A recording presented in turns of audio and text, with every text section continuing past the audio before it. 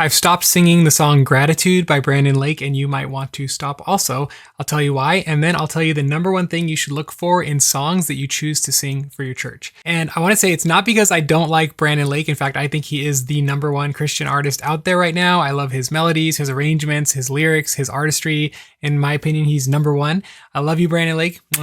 So why am I not going to sing your song anymore? Well, let me explain why I chose to stop singing Gratitude and why you might want to also. I pulled up the lyrics here and I just want to highlight a few things. Look at this. My, I, my, I, and then here it is, you. So we've got one you and how many I's? 6 I's and my's. And then I've got one response. I've got just one move. With my arms stretched wide, I will worship you. So literally the song only mentions God twice, okay? I mean, maybe a few more times than that, but do you understand what I'm trying to show you here?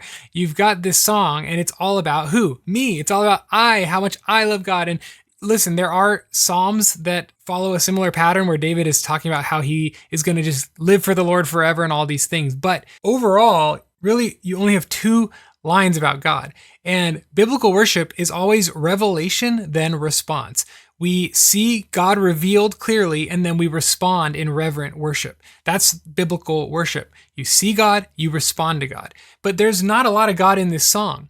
And there's not a lot of substance in this song about God and who he is. I've found in my own ministry that the best response from my church is when the songs are packed full of truths about God. Packed full of truths about God. Think about the difference between Gratitude, which we just looked at, and a song like Great I Am, which says, the mountains shake before you, the demons run and flee. At the mention of your name, King of Majesty, there is no power in hell, nor any who can stand before the power and the presence of the Great I Am. Wow.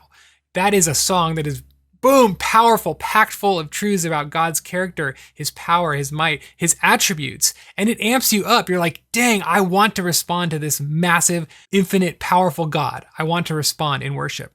And so the number one thing you should look for when you're picking songs for your church is to make sure that your songs are full, packed full of truths about God, that they are primarily focused on who God is, his attributes, and his work. So either who he is or what he's done. Those are the 2 things you want to make sure that your songs are including. And then I also like to make sure my songs are singing to God.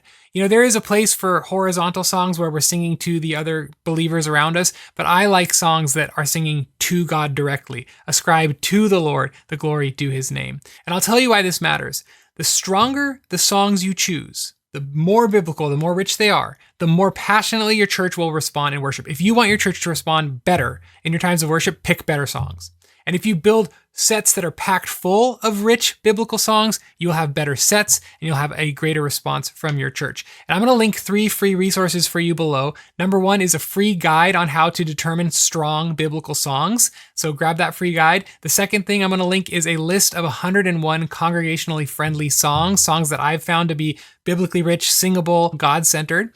And then the third free resource is a free ebook that I wrote that will teach you how to build musically cohesive, Christ-centered worship sets. So grab any of those 3 resources below this video in the description or the show notes if you're listening to audio only.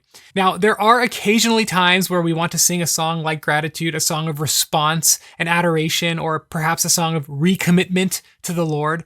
But I would say you only want to sing those songs if the rest of your set is packed full of truths about God's nature and God's work. Only then do songs like Gratitude make sense, because you've told the church about God through the other songs, and now you use Gratitude perhaps at the end or the third to last song. I usually like to do the last song of my set as a God-centered song, but only then does that make sense. Or maybe perhaps at a Thanksgiving service, you can sing Gratitude, right? That makes sense. But as for me, even though I love you, Brandon Lake, even though you're handsome and talented and all those things, I'm going to put this song on the back burner, and I'm only going to pull it out when it's very, very appropriate for a service. Make sure you are picking strong songs for your church to sing. It's very important. You are a shepherd and you're putting words on people's mouth to give God praise. So let me know what you think. Do you agree with me? Do you disagree? Do you think I'm completely out of my mind? Leave a comment and let me know. And while you're down there, hit the subscribe button. But be sure to grab those 3 freebies below to help you find better songs and to elevate your worship sets. Otherwise, I'll see you in the next video. God bless. See you soon.